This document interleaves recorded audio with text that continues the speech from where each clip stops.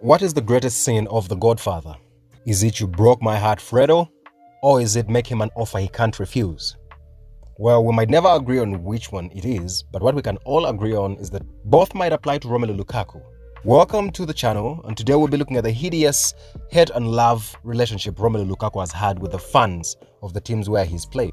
Let's flash back a little bit. As surfaced on the internet, well, it has always resurfaced on the internet, is when Romelu Lukaku as a schoolboy visited the Stamford Bridge and said he had a dream to play for Chelsea and he wanted to replicate what his idol Didier Drogba had done at Chelsea. Well, he later got that wish, became a Chelsea player early on in his career, but he would then leave the club after missing a penalty in the Super Cup final against Bayern Munich, and he was shipped out on loan to West Bromwich Albion, where he, well, scored a good number of goals, including a hat-trick on Sir Alex Ferguson's last ever Premier League game and in the only 5-all draw the Premier League has ever seen, and he was heavily cherished by West Brom fans. That is the only club where the fans still adore Romelu Lukaku.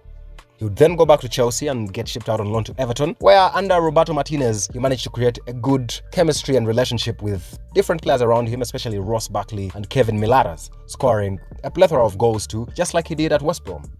He would, however, keep flirting with different big teams, especially during the international break, talking about how he dreamt of playing at the biggest level possible, for the lack of a better word, emasculating Everton at every chance he got. Despite the number of goals he scored for Everton, the fans would have a slight side eye they would give him right now in hindsight. From Everton, he would make that £75 million move to join Manchester United, under a manager that he knew very well, Jose Mourinho. At United, his career would get off on a very good start, scoring on his debut and scoring very many goals in his very first season, more than 20 to be precise. United had always had that striker that got them 25 goals a season. If you go back to Robin van Persie, you go back to Wayne Rooney, all the way to Ruud van Nistelrooy, Dwight York, to name a few. Lukaku's season would go down as a success, but it's the second sophomore season where Lukaku's career at Manchester United would go down crumbling. A lot of fat jokes and fitness issues were the theme in that second season, and by the end, Lukaku and the fans weren't looking eye to eye. Lukaku would then go ahead and commit one of the biggest mistakes that would get him through the exit door at Manchester United.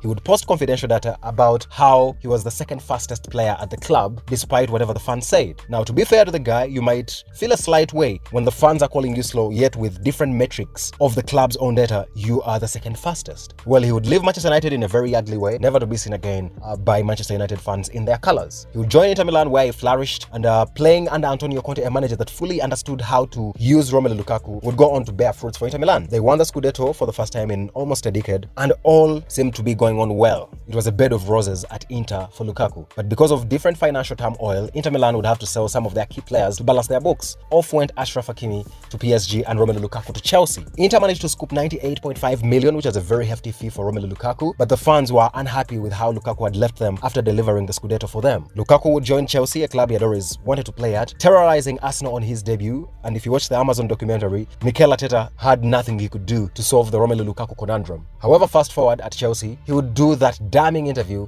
that pretty much spelled the end of his Chelsea career, talking about how he still loved Inter Milan, how he'd want to go back one day, and it never sat well with Chelsea fans, left a bitter taste in their mouth. Lukaku would then leave Chelsea after such a hefty transfer fee they splashed on him, only recording 15 goals and 2 assists. He would go back to Inter Milan, where he struggled with fitness issues, but bounced back in the latter half of the season, leading them to the Champions League final, albeit being benched by 37-year-old Edin Dzeko. Well, let's not talk about Romelu Lukaku's performance in the Champions League final. However, it's this end of the season where Lukaku's true colors have been shown. Is he a Fredo, like Michael Corleone referred to his brother in The Godfather? Well, it seems like Inter Milan fans would agree. Lukaku made it clear he didn't want to go back to Chelsea, and Chelsea made it clear they wouldn't want Lukaku back. All they needed was 40 million. Inter Milan, very willing to pay the money, 35 million plus 5 in add-ons, reached an agreement with Chelsea. However, Lukaku was not picking up the phone. His agent and lawyers were all not picking up the phone. Inter Milan would then later learn that Romelu Lukaku had actually talked to Juventus prior to the Champions League final, and that was a stab in the back, or in the heart if you like. And that would be the end of Romelu Lukaku's career at Inter Milan. The Ultras don't want him back. They say he's not a man at all. He doesn't keep his word. It is said that the dressing room at Inter Milan are unhappy with Romelu Lukaku, especially the captain and his close neighbor in Milan, Lautaro Martinez. And now Juventus fans, who seemed like they would be welcoming for him, made a protest saying they don't want Romelu Lukaku, and Juve would have to sell Vlahovic before they sign Lukaku. So what does Lukaku do? He looks like a kid undecided in a toy store. Chelsea don't want him back. Inter Milan don't want him. Juventus, which he thought would be the promised land or Canaan, he doesn't have Aaron or Moses to lead him there, and he's only left left with one option.